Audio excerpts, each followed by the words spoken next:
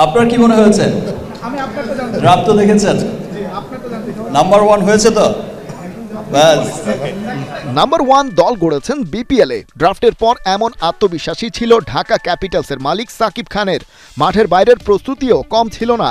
দেশের গ্ল্যামার ইন্ডাস্ট্রির আইকন প্রচারণায়ও ঘাটতি রাখেননি। বড় বড় তারকাদের এক করেছেন, থিম সং থেকে সোশ্যাল মিডিয়া হাইপ, সব দিকে নিজেদের নিয়ে যেতে চেয়েছেন অন্যতম উচ্চতায়। বিপিএলের চেহারা পাল্টে দিতে ঢাকা ক্যাপিটালসের অবদান অস্বীকার করার তো উপায় ছিল না কোনো। দলও তো তারা খারাপ করেনি খুব একটা। ন্যাশনাল টিমের তারকা তানজিদ তামিম, লিটন কুমার দাস, সাব্বির রহমান থেকে শুরু করে কাটার মাস্টার মুস্তাফিজুর রহমান, ওরা খেলেছেন ক্যাপিটাল সিটির জার্সিতে। কোচ হিসেবে দেশের ক্রিকেটের মাস্টার মাইন্ড খালেদ মাহমুদ সুজনকেই দেয়া হয়েছিল দায়িত্ব। বাকি দলের অনেক তারকা যেখানে খাবি খেয়েছে, সেখানে লিটন কুমার দাস তার দীর্ঘ অফ ফর্ম কাটিয়ে রানের ফোয়ারা ছুটিয়েছেন। তানজিদ হাসান তামিম তো আসরের বেস্ট পারফর্মারদের একজন। এখন পর্যন্ত টুর্নামেন্টের সর্বোচ্চ ব্যক্তিগত 485 রান এসেছে এই ইয়াং সেন্সেশনের ব্যাট থেকে। থিসারা পেরেরার মতো লঙ্কান তারকাকে করা হয়েছে দলের অধিনায়ক। জুনিয়র তামিম লিটনের কল্যাণে বিপিএল ইতিহাসের সর্বোচ্চ দলীয় স্কোরের রেকর্ডও ভেঙেছে ঢাকা।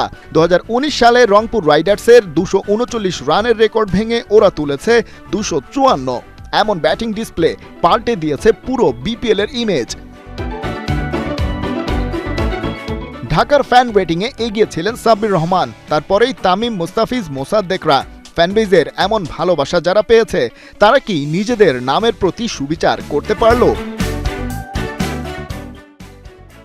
কোথায় যেন কেটে গেছে ঢাকা ক্যাপিটালসের তাল লয় সুর। এত হাইপ তুলেছিল যে দলটা 12 রাউন্ড খেলে তারা জিততে পেরেছে মাত্র 3টা ম্যাচ। 6 পয়েন্ট নিয়ে টেবিলের 6 নম্বর দল হয়ে আসর থেকে বিদায় নিয়েছে। কিন্তু এভাবে আর বিদায় নিতে চান না সাকিব খান। বিপিএলে নিজেদের শেষ ম্যাচটা দেখেছেন মাঠে বসে। ম্যাচ শেষে সোশ্যাল হ্যান্ডেলে জানিয়েছেন ভুলগুলো শুধরে পরের আসরে ফিরে আসতে চান আরও শক্তিশালী রূপে।